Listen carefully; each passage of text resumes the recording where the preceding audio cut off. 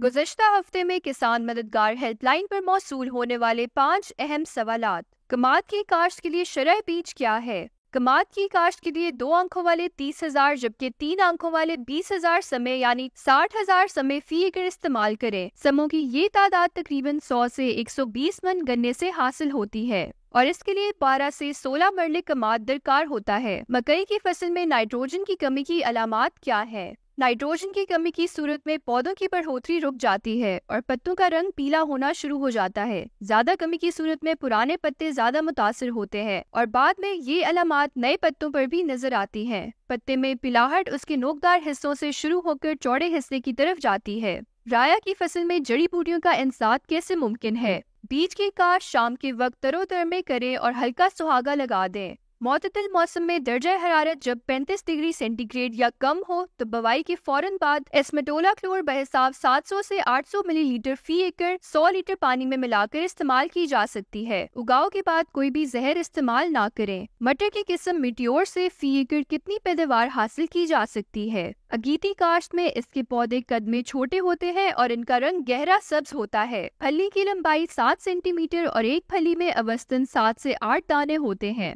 अलबत्ता हर दाने पर एक छोटा सा गड्ढा होता है जो इस किस्म की खास पहचान है।